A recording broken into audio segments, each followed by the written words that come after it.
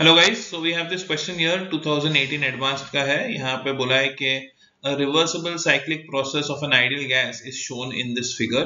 This is a volume versus temperature graph जो उन्होंने बनाया है, and they are saying that where pressure, volume and temperature are P, V and T respectively, the thermodynamic parameters of Q, W, H and U are heat, work, enthalpy and internal energy respectively. तो ये उन्होंने graph दिया है volume versus temperature का, और उसमें विच options are correct ऐसा पूछा है।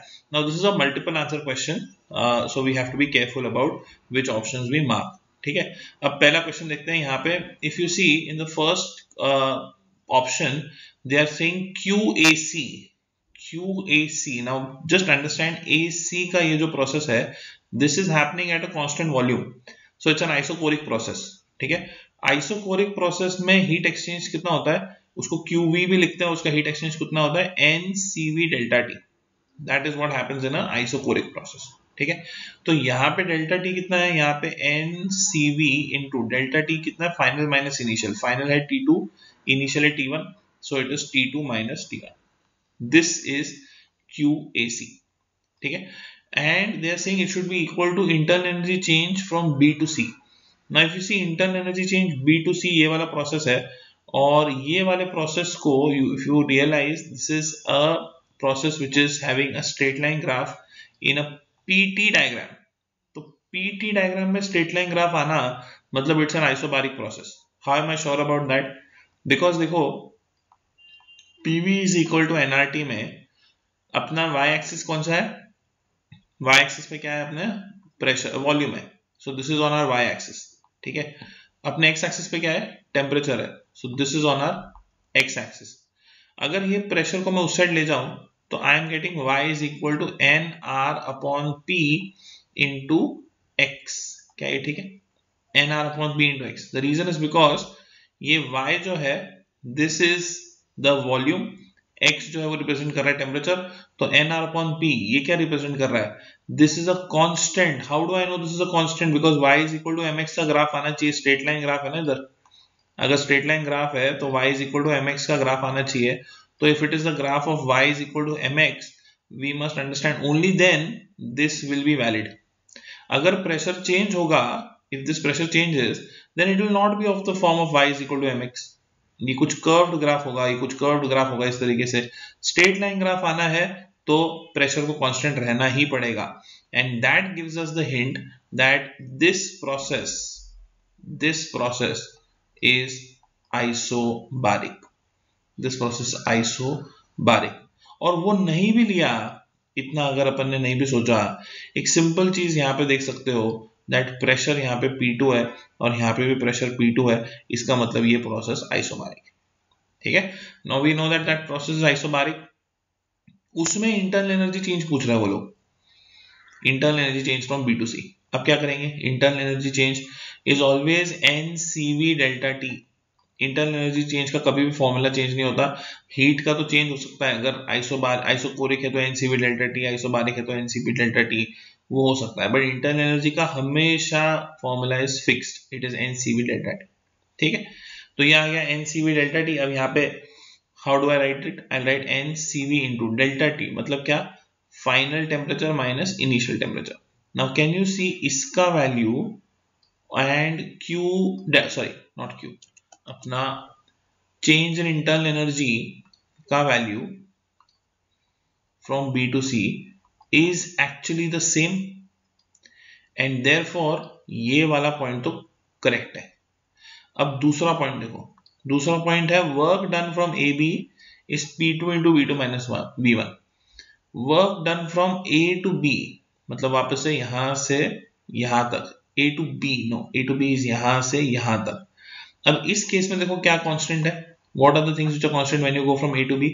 रियलाइज करो कि यहाँ पे टेम्परेचर कांस्टेंट है, T1 and T1, right, temperature is constant. अब सोच के बताओ कि अगर टेम्परेचर कांस्टेंट है तो क्या इस केस में जो वर्क डन होगा will that be given as P delta V, या फिर उसके लिए एक अलग फॉर्मूला है जो है 2.303 nRT log of V1 upon V2। ये वाला फॉर्मूला अपने को आता है जब अपने पास एक आइसोथर्मल रिवर्सिबल प्रोसेस होगा तब। और इन्होंने क्वेश्चन में बोला हुआ है that's a reversible cyclic process. इसका मतलब ये जो प्रोसेस है ये आइसोथर्मल रिवर्सिबल प्रोसेस है और इसके लिए जो वर्क डन है वो ये होगा। So this is wrong, this is wrong. ठीक है, अब आ जाते हैं आगे। Let's try and see if we can find out what is the second one. So first वाला तो रॉन्ग है। फर्स्ट वाले में मतलब रॉन्ग क्या था, फर्स्ट वाले में जो सेकंड पार्ट था वो रॉन्ग था, बट ये जो फर्स्ट पार्ट लिखा था वो करेक्ट लिखा हुआ था। ठीक है, anyway so this one is wrong, that's why first answer is not correct. अब work done from B to C, work done from B to C, देखो वहां पे सही आइसोबारिक प्रोसेस है। आइसोबारिक प्रोसेस के लिए work done is P2 into V2 minus V1 and therefore अब ये स्टेटमेंट करेक्ट हो गया। आइसोबारिक प्रोसेस के लिए तो यही फॉर्मूला होता है P डेल्टा V। ठीक है, अब यहाँ पे obviously we are talking about magnitude. ठीक है, अगर साइन लेते तो वापस से साइन का ध्यान से देखना पड़ता कि क्या होगा, it will be minus, right, minus P2 into V2 minus V1 if we would have taken the sign, but यहाँ पे साइन का इतना कुछ इंपॉर्टेंस दिख नहीं रहा है, सो वी आर कंसिडरिंग कि ठीक है मैग्नीट्यूड है, magnitude wise this is correct. They are saying QBC should be equal to delta H from A to C। अब एक बार QBC कितना आएगा वो दिखते हैं। B to C याद करना है, आइसोबारिक प्रोसेस है, आइसोबारिक प्रोसेस में हीट एक्सचेंज कितना होगा, it is going to be NCP delta T। Isochoric में NCP डेल्टा T है, आइसोबारिक में NCP डेल्टा T। ठीक है, and enthalpy change from A to C, अगर A से C तक अपन जाएंगे तो एंथैल्पी चेंज कितना होगा, पहले एक बार इसको थोड़ा लिख लेते हैं। NCP फाइनल टेम्परेचर कितना है T2 माइनस इनिशियल टेम्परेचर कितना है T1। ठीक है, now enthalpy change from A to C, A to C, so let me write that over here, A to C। इस केस में एंथैल्पी चेंज कितना होगा, तो enthalpy change is always given by NCP delta T, but delta T कितना है वापस से T2 minus T1 है और यहाँ पे NCP T2 माइनस T1 आएगा, and this shows that Q from B to C and Q delta H from A to C ये दोनों के ही वैल्यूज सेम आ रहे हैं, therefore second option is definitely correct। उसका ये वाला पार्ट भी करेक्ट था और उसका ये वाला पार्ट भी करेक्ट था, तो सेकंड ऑप्शन तो सही है। अब आ जाओ थर्ड वाले पे।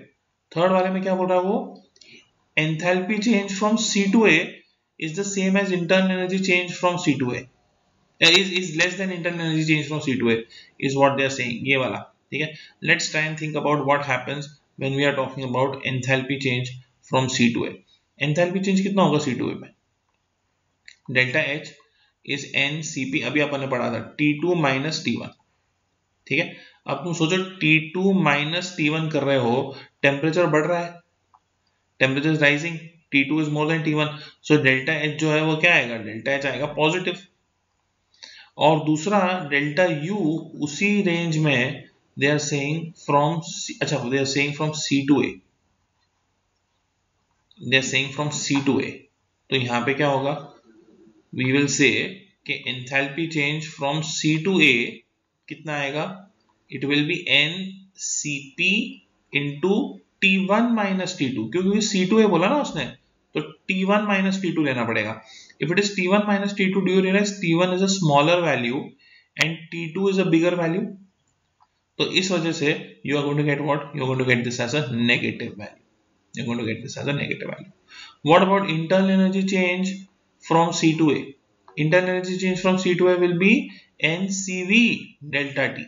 अब NCV delta T मतलब NCV into again delta T is final minus initial, तो T1 minus T2 करना पड़ेगा और ये वैल्यू भी नेगेटिव आएगा। अब पॉइंट ये है जब दोनों ही वैल्यू नेगेटिव आ रहे हैं तो फिर हाउ विल वी नो कि विच वन इज बिगर।